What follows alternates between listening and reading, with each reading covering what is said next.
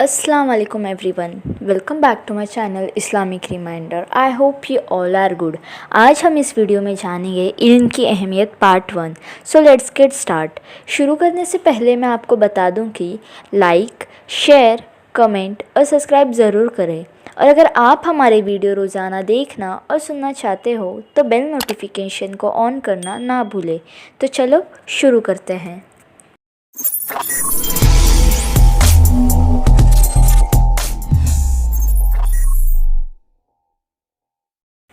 औज़ुबिल्लाहि मिनश्शैतानिर्रजीम बिस्मिल्लाहिर्रहमानिर्रहीम. रसूलुल्लाह सल्लल्लाहु अलैहि वसल्लम पर पहली वही नाजिल होती है. सूरह अलक की इब्तिदाई 5 आयत आप पर नाजिल होती है. इक़रा बिस्मि रब्बिकल लज़ी खलक़, पढ़ अपने रब के नाम से जिसने पैदा किया. जब फ़रिश्ते जिब्रील अलैहिस्सलाम आए और रसूलुल्लाह सल्लल्लाहु अलैहि वसल्लम से कहा इक़रा पढ़ो, तो आप सल्लल्लाहु अलैहि वसल्लम ने कहा माँ अना बिक़ारी, मैं पढ़ना लिखना नहीं जानता. फिर उस आवाज़ ने ज़ोरदार कहा इक़रा, तो आप सल्लल्लाहु अलैहि वसल्लम समझ गए कि ये बोलना चाह रहे हैं कि इसके पीछे पढ़ो, यानी इसकी बातों को दोहराओ. तब अल्लाह के रसूल सल्लल्लाहु अलैहि वसल्लम ने उनके पीछे पढ़ना शुरू किया इक़रा बिस्मिका रब्बिकल लज़ी खलक़, यानी पढ़ अपने रब के नाम से जिसने पैदा किया. बस पहला हुक्म यही आया कि पढ़ो अपने रब के नाम से जिसने पैदा किया. तो यहाँ रसूलुल्लाह सल्लल्लाहु अलैहि वसल्लम पर देखिए पहली वही क्या नाजिल होती है. नमाज नहीं, ज़कात नहीं, खुद अपनी तौहीद अल्लाह बयान नहीं कर रहा, सिर्फ़ यही पहला हुक्म दे रहा है कि पढ़ अपने रब के नाम से. तो जिस कौम को पहला हुक्म पढ़ने का आया और वही कौम अगर जाहिल रह जाए, ये गोया ऐसा है जैसे मछली का बच्चा तैरने के फ़न से गाफिल हो जाए. यकीनन इल्म बुनियाद है तमाम आमाल की, क्योंकि बंदा उन्हीं अकायदे पर अपनी ज़िंदगी गुजारता है जिसका इल्म उसे विरासत में मिला हो. इसलिए अकायदे में साबित कदम रहने के लिए सबसे अव्वल चीज़ इल्म है, और इल्म से मुराद दीनी और दुनिया दोनों है. ज़ाहिर सी बात है कि कोई शख्स अगर कायनात का इल्म हासिल करे तो वो उस चीज़ पर गौर व फिक्र करने लगता है कि यकीनन इतनी बड़ी कायनात को किसी पत्थर और मिट्टी के माबूदों ने तो नहीं बनाया होगा.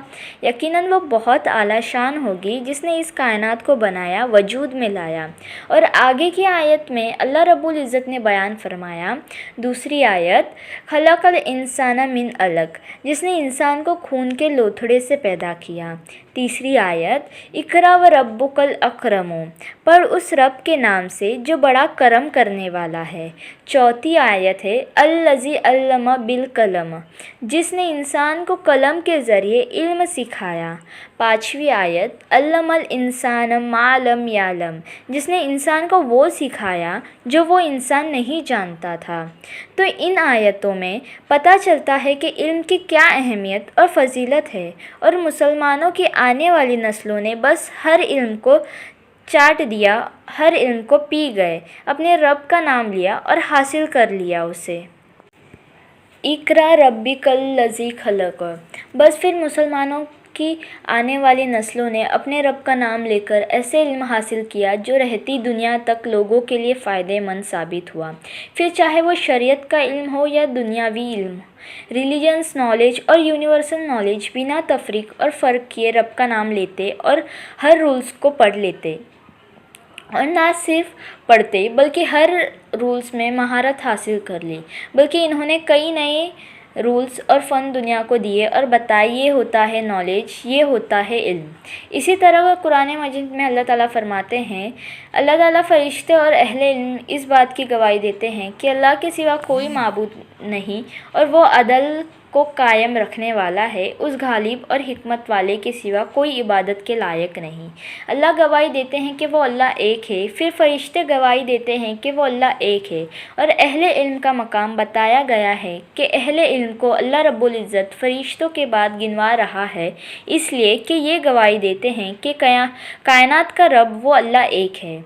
اور ظاہر سی بات ہے کہ علم والے اس لیے گواہی دیتے ہیں کیونکہ وہ علم حاصل کرتے ہیں، سیکھتے ہیں، وہ جانتے ہیں کہ یقیناً اس کائنات کو بنانے والا کوئی ایک معبود ہے، وہ ایک ہی ہے، اور اگر ایک سے زیادہ ہوتے تو کائنات کا نظام چل ہی نہیں سکتا۔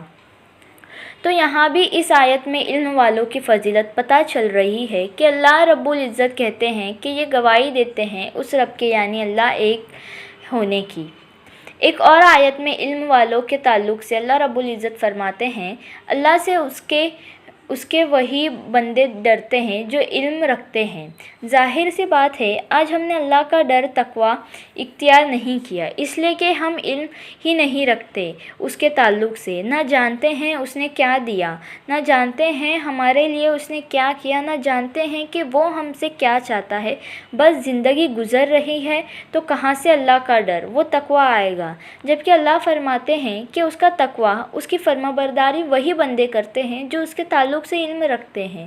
لہٰذا ہمیں چاہیے کہ ہر حال میں علم حاصل کریں، شرعی علم اور قانونی علم، religions knowledge and universe knowledge, پھر انشاءاللہ ہر قسم کا جائز علم ہمیں اپنے رب کی طرف رجوع کروائے گا۔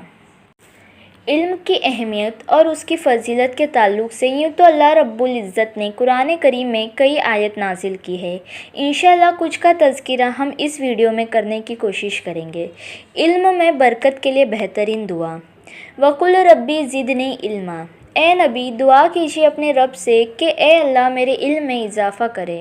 یہ حکمی آیت ہے اور اندازہ لگائیے کہ نبی کریم صلی اللہ علیہ وسلم کو حکم آ رہا ہے کہ آپ اپنے رب سے علم کی برکت کے خاطر دعا کیجیے۔ جب اس ذات کو حکم آ رہا ہے جسے اللہ اپنے غیب کا علم عطا کرتا ہے تو بدرجہ ہمارے سے یہ آیت زیادہ خطاب کر رہی ہے کہ تم تو زیادہ حاصل کرو۔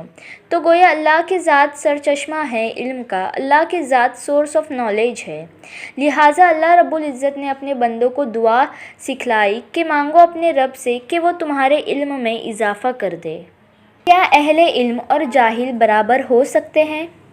اس تعلق سے اللہ رب العزت قرآن میں ایک جگہ فرماتے ہیں هَلْ يَسْتَوِي الَّذِينَ يَعْلَمُونَ وَالَّذِينَ لَا يَعْلَمُونَ، اے نبی صلی اللہ علیہ وسلم وہ لوگ جو علم رکھتے ہیں اور جو لوگ علم نہیں رکھتے کیا دونوں برابر ہو سکتے ہیں؟ اس آیت میں اللہ رب العزت علم والوں کی فضیلت بیان کر رہے ہیں کہ کیا اہل علم اور جاہل دونوں برابر ہو سکتے ہیں؟ نہیں۔ لہٰذا علم والوں کے درجات ہیں اللہ کے پاس، تو علم حاصل کرنے سے انسان کو فضیلت حاصل ہوتی ہے، اس کے درجات بلند ہوتے ہیں۔ اور کیوں نہ ہو، دنیا میں ہم ایک دوسرے کی عزت کیوں کرتے ہیں، چاہے دینی حلقوں میں ہوں یا دنیاوی حلقوں میں ٹیچر ہے، پرنسپل ہے، ڈاکٹر ہے، وکیل ہے، اور دینی حلقوں میں استاد ہے، مفتی ہے، عالم ہے، حافظ ہے، قاری ہے۔ یقیناً یہ علم ہی تو ہے جس کی بنیاد پر انسان کو عزت اور رتبہ ملتا ہے۔ دنیا میں تو معلوم ہوا کہ علم کوئی بھی ہو وہ عزت اور مرتبہ لاتا ہے، اور اگر دنیاوی علم دینی علم کے ساتھ مل جائے تو سونے پر سہاگا ہو جاتا ہے۔ علم انسان کے درجات کو بلند کرتا ہے۔ اللہ رب العزت قرآن میں ایک جگہ فرماتے ہیں یرفع اللہ الذین آمنوا منکم والذین اوتوا العلم درجات، اللہ یقیناً ان لوگوں کو جو تم میں سے ایمان لائے اور جنہوں نے علم حاصل کیا ان کے درجات بلند کر کے رہے گا۔ تو اس آیت میں بھی پتہ چلا کہ جو لوگ ایمان لائے اور پھر علم حاصل کیا، یہ دونوں چیزیں وجہ بنتی ہیں انسان کے درجات بلند ہونے کی۔ اور وہ صحابہ جو ایمان لائے، جو رسول اللہ صلی اللہ علیہ وسلم کے ساتھ رہ کر علم دین سیکھا، آج ان کا مقام، ان کا احترام، ان کی عزت دیگر صحابہ کے مقابلے میں ممتاز ہے، اونچی ہیں، اور وہ زیادہ نام لیے جاتے ہیں۔ تو اس آیت سے بھی پتہ چلا کہ یہ علم ہی ہے جو انسان کے درجات کو بلند کرتا ہے۔ علم حاصل کرنا کس پر فرض ہے؟ حدیث پاک کا مفہوم ہے کہ رسول اللہ صلی اللہ علیہ وسلم نے فرمایا، طالب العلم فرضتاً علی کل مسلمین، علم کا حاصل کرنا تمام مسلمان مرد اور عورت پر فرض ہے۔ غور کرنے والی بات ہے کہ یہاں لفظ دیکھیے طلب ہے، جس کا من ہوتا ہے کسی چیز کو حاصل کرنے کی کوشش کرنا، گویا آپ اسے حاصل نہ کر پائے، پھر چاہے وہ آپ کی زندگی کے 90 سال بھی کو مل جائے، آپ اس علم کی جستجو میں ضرور لگے رہے۔ یعنی علم حاصل کرنے کی کوئی لمٹ نہیں ہے، پھر چاہے آپ جب بھی اپنی ذمہ داریوں سے فارغ ہو جاؤ، علم کے لیے اپنے ذہن ہمیشہ کھلے رکھنا۔ میرے عزیز بہنوں اور بھائیوں، انشاءاللہ ہم علم کی اہمیت کے بارے میں نیکسٹ پارٹ میں اور اچھے سے جانیں گے۔ سو انشاءاللہ we will meet soon with another video. Stay tune with us. تب تک اللہ تعالیٰ ہمیں کہنے سننے سے زیادہ عمل کی توفیق عطا فرمائے۔ آمین۔